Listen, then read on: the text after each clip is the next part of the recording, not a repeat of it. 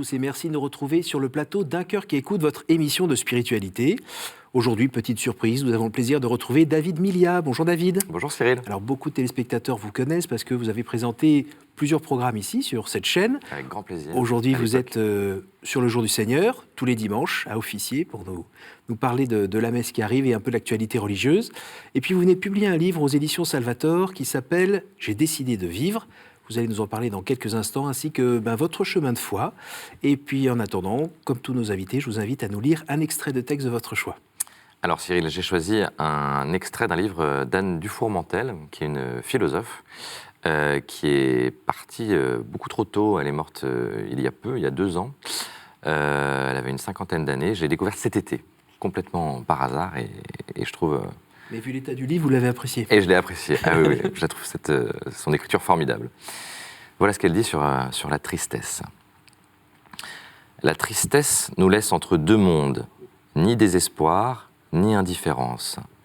Elle est une promenade au bord de la catastrophe, mais avec élégance, comme un enfant qui court le long d'une falaise sans percevoir le danger, les yeux dans la fracture du ciel, le dessin des nuages, la douceur du vent. Elle n'a pas d'épaisseur propre, pas d'écho. Elle délimite un espace intérieur flou, déraisonnable, où l'on reste au bord des larmes avec en même temps un apaisement étrange. La tristesse peut submerger, mais elle apaise aussi. Elle a un pouvoir d'adhérence qui enveloppe le corps dans une sensation cotonneuse d'étrangeté à soi-même, comme un chagrin d'amour dont on aurait subitement perdu le sens, mais pas la nostalgie. La tristesse est improductive, croit-on, et c'est pour cela aussi qu'on la condamne. Très très beau texte qui tout d'un coup jure un petit peu, il me semble, avec l'image que vous pouvez donner le plus souvent, avec vos grands yeux, votre grand sourire, votre gentillesse avec les gens qui vous entourent. Pourquoi vous avez choisi ce texte ? Oui, c'est très juste ce que vous dites, Cyril, parce que je crois que moi la tristesse, je crois que je l'ai trop longtemps ignorée ou mise de côté. Et je crois que, comme elle dit, la tristesse libère, en effet. Quand on l'accepte, on la vit, on se reconnecte à soi-même et à autre chose, je pense aussi. Et c'est vrai que moi, bien souvent, je la mets de côté. Et puis, à la télévision, on n'est pas là pour être triste. Donc, on se dit, pas de tristesse, pas de souffrance. Alors qu'en fait, on est tous fragiles et qu'on connaisse tous ça un jour ou l'autre. Ou en tout cas, quand on le connaît, il faut essayer de, je crois, pour moi, de le vivre au mieux. Alors avant, c'était Never Explain, Never Complain. Et aujourd'hui, qu'est-ce qui fait que ça a changé ? Ce qui fait que ça a changé, c'est qu'à un moment donné, j'ai plus le choix. Il y avait une souffrance qui était là, au fond de moi. Et à force de la contourner, elle devient tellement énorme qu'il faut la vivre, en fait, tout simplement. Voilà, elle est dedans. Et finalement... je me disais, je ne peux pas vivre cette tristesse-là, ça va me submerger. Alors, comme dit Anne Dufour-Mantel, elle peut prendre beaucoup de place, mais en fait, elle ne tue pas. Et c'est bien pour ça que finalement, elle est quelque part rassurante, cette tristesse. Alors vous allez tout de suite nous dire un peu le contenu de ce livre, puisque c'est aussi de ça dont ça parle, cette fameuse bulle qui a grandi avec vous, en vous, quitte à vous étouffer, en fait, contre les parois de votre vie. C'est cet accident, en fait, tout simplement, de voiture qui a emporté vos parents alors que vous aviez 6 ans. C'est ça. Avec quelque chose qui est un petit peu difficile quand même à comprendre aujourd'hui, c'est que vous n'avez pas pu vivre pleinement ce deuil, parce que votre famille a voulu vous protéger en vous éloignant de tout ce qui était funérailles et autres. On comprend leur désir de vous protéger, mais en même temps, c'était pas le bon truc à faire. Ça peut paraître un peu décalé aujourd'hui. Faut se remettre à l'époque, on est dans les années 80. La culture, je pense, est sûrement un peu différente. Donc c'était vraiment un choix pour nous protéger, ma sœur et moi, que je comprends. Même si, du coup, il n'y a pas eu... on n'était pas aux funérailles. On n'a pas appris la mort de nos parents tout de suite. Il a fallu quelques jours avant qu'on nous le dise. Tout ça, encore une fois, par amour et pour nous protéger. Mais du coup, ça a laissé des traces. Ouais, ça a laissé des traces où je faisais plus tellement confiance aux adultes, parce que quand on est enfant, on ressent quand même qu'il y a quelque chose qui s'est passé, qui est douloureux. On ne sait pas trop ce que c'est. Alors, on imagine qu'il y a quelque chose de grave, mais on ne sait pas trop. Donc, on ne fait plus confiance à ses émotions, Voilà, ça a été un petit peu compliqué. Puis je crois que tout simplement, moi enfant, je ne pouvais pas de toute façon accepter l'inacceptable, voilà. Donc par moi-même, j'ai pas eu besoin des autres et des parents ou enfin de la famille pour éviter la mort. Moi, je l'ai vraiment un petit peu contourné. Alors vous pendant racontez longtemps. que vous vous êtes gentiment muré. Voilà, tout à fait. Voilà. Vous méfiant de vos propres émotions aussi. Complet. Donc, C'est mais sur voilà, le côté. Et puis, communiquant peu. très peu. Voilà. Ce qui est assez paradoxal Oui. avec votre situation Je aujourd'hui. parlais très peu, enfant. Voilà.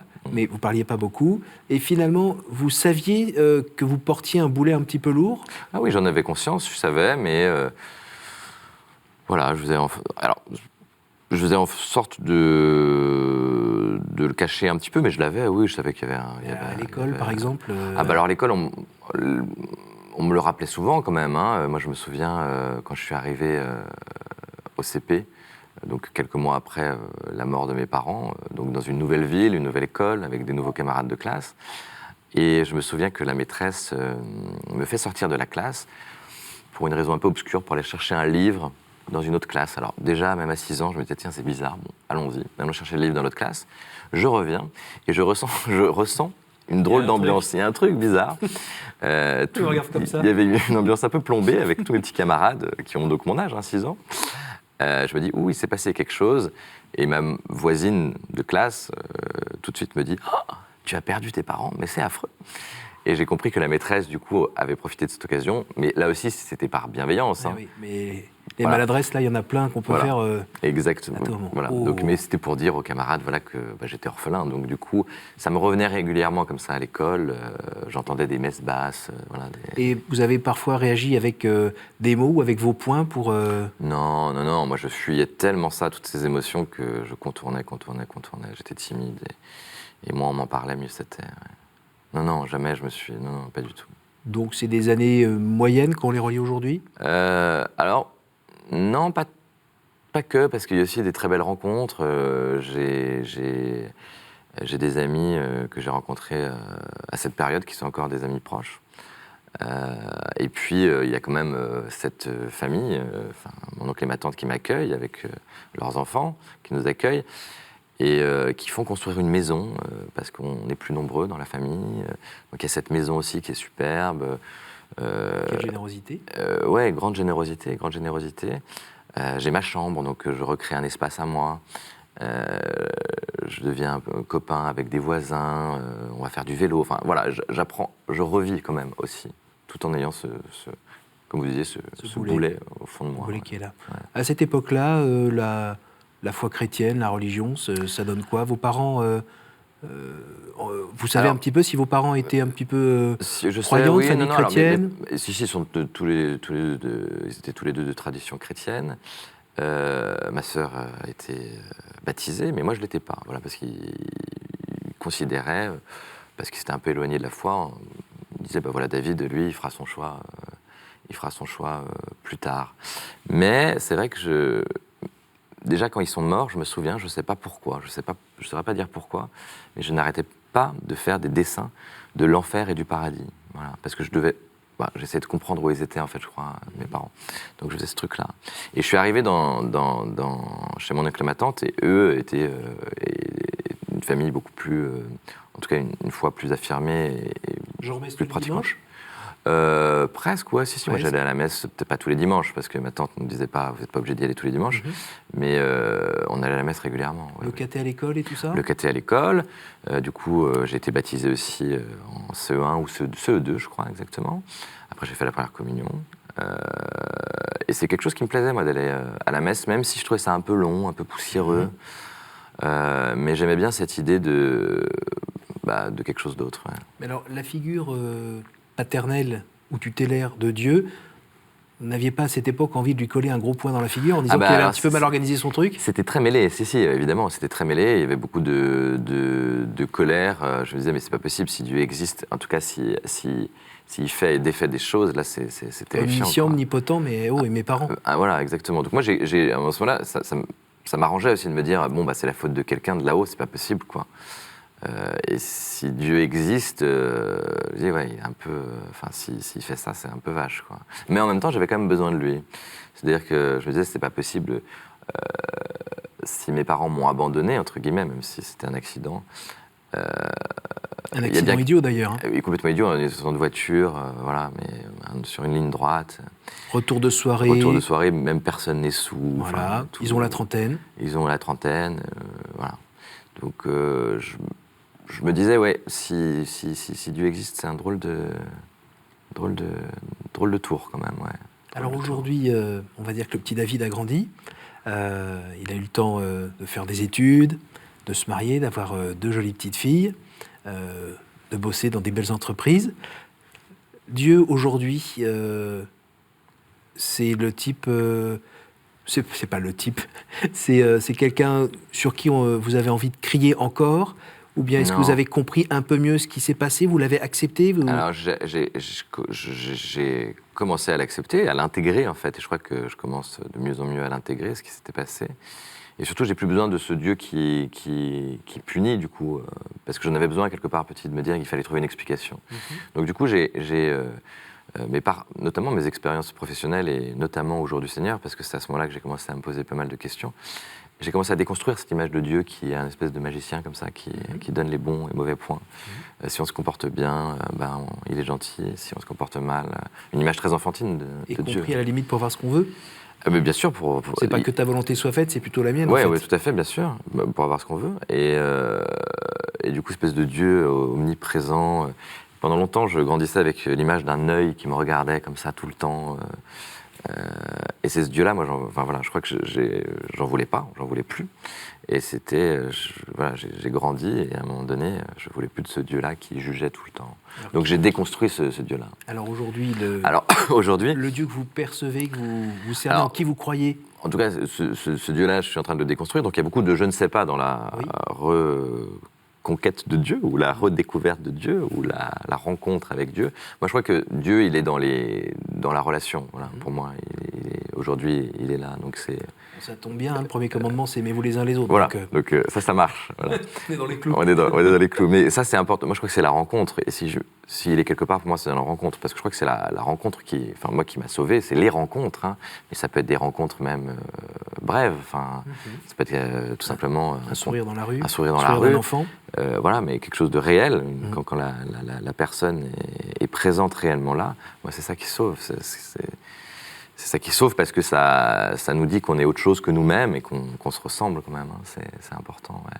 Cette désintégration de l'intérieur dont vous parliez tout à l'heure, elle a fait des gros dégâts autour de vous?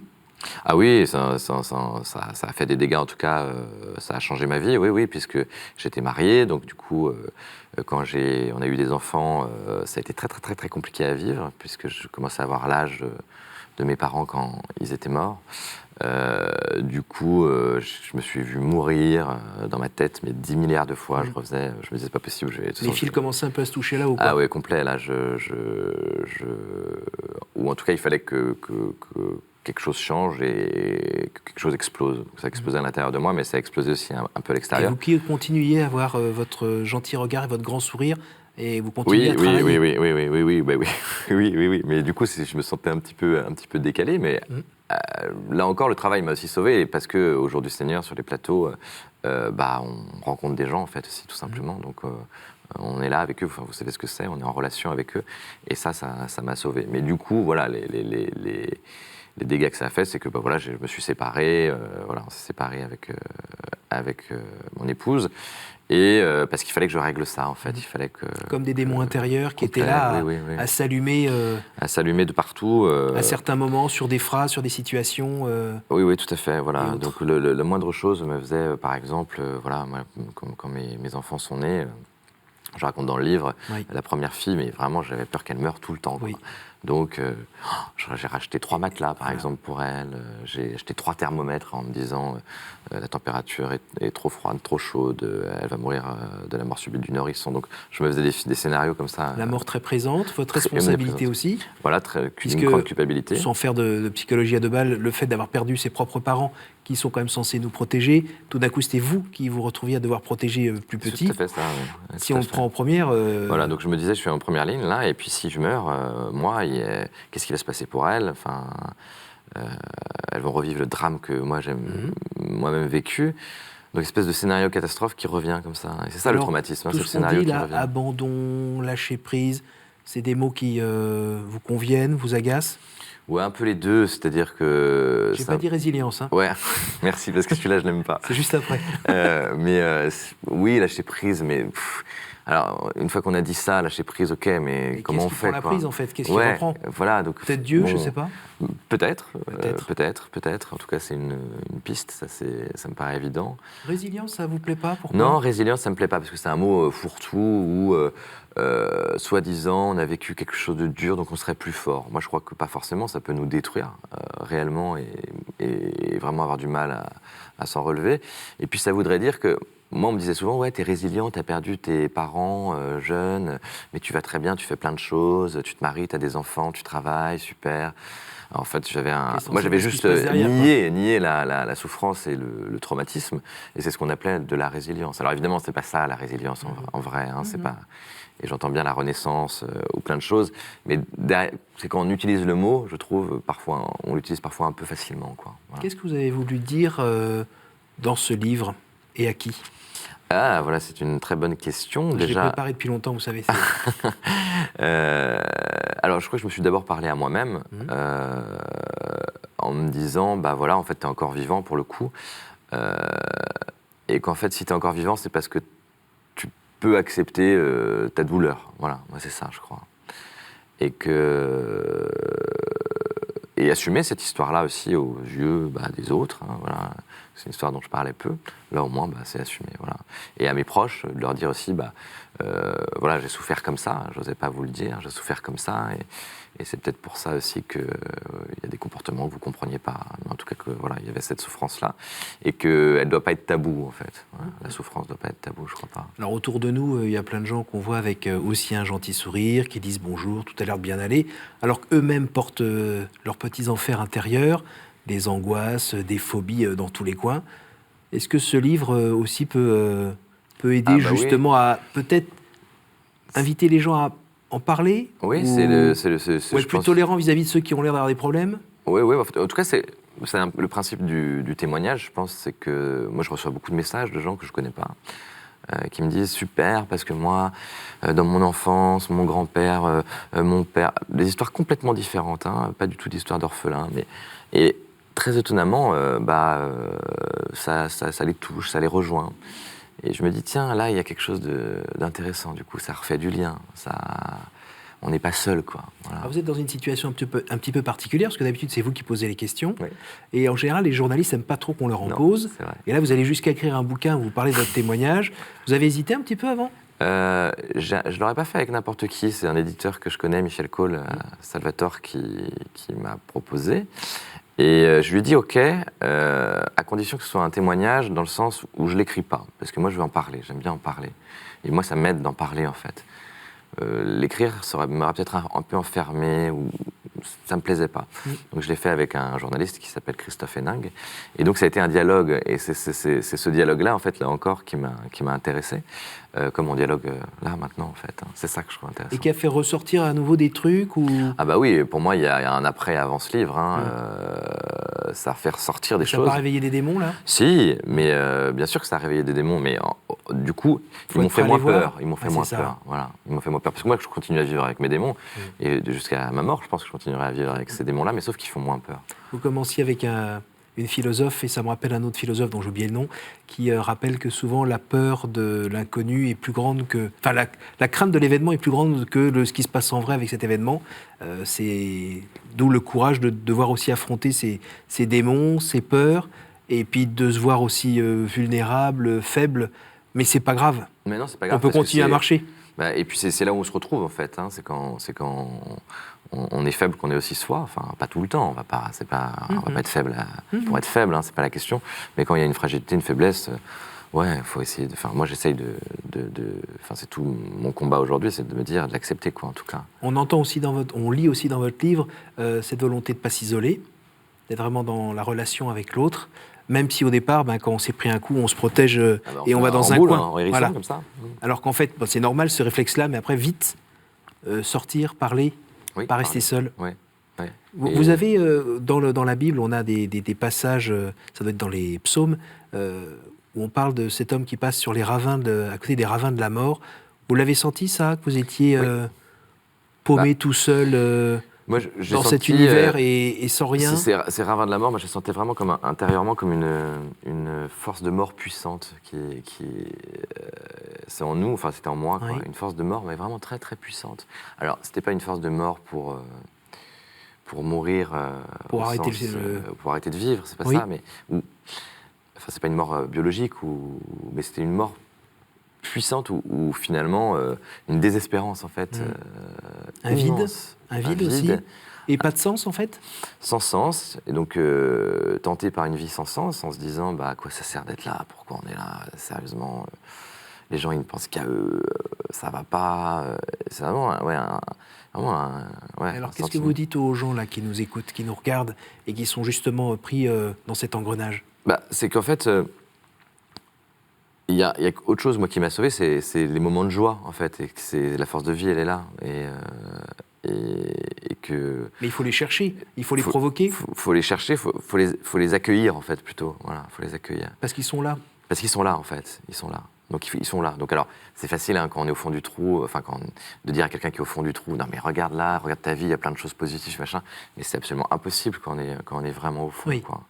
Et moi, la manière dont je m'en suis sorti, je crois, ou je m'en sors dans ce moment-là, c'est d'aller fouiller ce qui ne va pas. Voilà. Et d'accepter un peu, c'est ce que dit Lita Basset, cette pasteur que j'aime beaucoup, je te sais capable de vivre à un moment donné, quoi.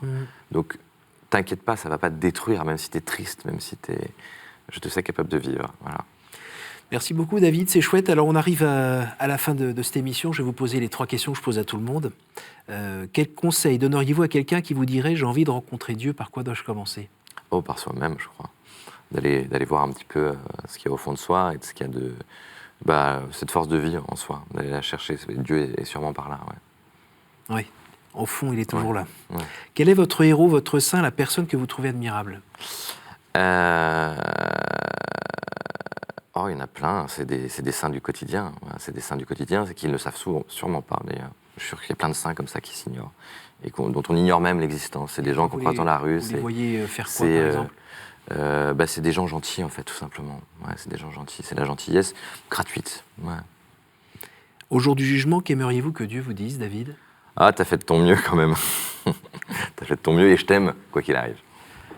Merci beaucoup David, merci pour ce partage et puis en fait cette simplicité qui n'est pas si facile pour un journaliste qui présente régulièrement son émission. Vous en savez quelque chose. Voilà, de fendre un peu l'armure et puis de nous raconter qu'il y a des combats, qu'on les assume, mais qu'on avance. Qu'on avance et puis qu'on laisse quand même sa chance au bon Dieu. Oui, heureusement qu'on lui laisse la chance. Alors je rappelle que vous venez de publier un livre aux éditions Salvator, J'ai décidé de vivre. D'ailleurs, il y a un lien avec Johnny Hallyday ou pas? Alors... où on s'est amusé de ça en choisissant le titre avec l'éditeur et quelque part, Johnny Hallyday c'est aussi un héros populaire. Il donne beaucoup d'envie, de force et d'amour quelque part dans ses chansons. Donc j'ai décidé de vivre, itinéraire d'un orphelin devenu présentateur télé. Merci beaucoup et merci à vous tous pour votre fidélité. Évidemment, n'hésitez pas à partager cette émission autour de vous grâce à notre site www.ktotv.com. Merci et bonne soirée.